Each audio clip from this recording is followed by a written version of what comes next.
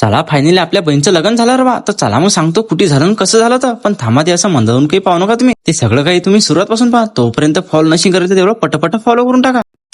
तर काय म्हणता पोट्टे कशा सर्वांना मनापासून जय भीम जय महाराष्ट्र. झोपेतून उठून सरकत आपल्या घरी आलो. घरी येऊन पाहतो भाऊ रे खतरनाकपैकी वर आणणं झालं तर बा. आणि आपण 10 वाजता झोपेतून उठू आलो. त्याला कारण बी अरे बा उठायले. कारण की आपला हळदीचा कार्यक्रम डायरेक्ट सकाळी 6 वाजे लोक चालला. तो कार्यक्रम खतम होत नाही दुसरा कार्यक्रम चालू झाला म्हणजे ऐरे चढवणं. आता म्हटलं या ऐऱ्याच्या ठिकाणी आपल्याला काही काम नाही. म्हटलं चला म्हटलं आपल्या वरवटचे कामं करून येऊ. कारण की आपल्याला फुलं गेला आणणार. वरवटले पोचल्यावर सगळ्यात पहिले फुलावायला जवळ. कारण की 4-5 किलो फुलं घेणं होते आपल्याला. 10-12 हार घेणं होते. आपण वरवटून घरी येईपर्यंत इकडे मंडपचं डेकोरेशन सगळं ओके झालं बा. आणि आपल्या भावानं तयारी करून घेतली. राहील ती आपली तयारी करायची आता. चला फटाफट आपण तयारी करून येऊ आता. हे असं काही आजचं आपलं लुक आहे. कमेंट मध्ये नक्की सांगा तुमचा भाऊ कसा दिसू राहिला. आपण तयारी करून येईपर्यंत इकडे नरदेवबाची एंट्री झाली आणि पाहुण्याचं स्वागत बी चालू होतं. आपल्यानंतर काही ब्लॉग काढणं झाले नाहीत रे बा. कारण की आपल्या घरी लग्न असल्यानं आपल्या मागे एवढे काम होते की काय सांगू तुम्हाला. पहिले तर नरदेव नवरींचं मस्त शांततेत लग्न लागून घेतलं. पाहुणे गावातले लोक सगळे जेवण करू घातले आणि मग नंतर आपण जेवण करायला बसलो. पहिले तर आपण बी शांततेत जेवण करून घेतले. इकडले तिकडले सगळे कामं करून घेतले. मग आपण बी नरदेव नवरींसंग सरकती डायरेक्ट बुद्धविहारात पोहोचलो. हा लढ्याचा शिंद एवढा बेकार होती काय सांगू तुम्ही. लढणारे लढतात रे पा आणि डोळ्यातून तसंच पाणी येते रे बा. तर चला पोट्यो मग आजच्यासाठी एवढंच. भेटू तुम्हाला असंच पुढच्या ब्लॉग मध्ये. त्यातलं घ्या तुमच्या भावाला फॉलो करून. सर्वांना मनापासून जय भीम.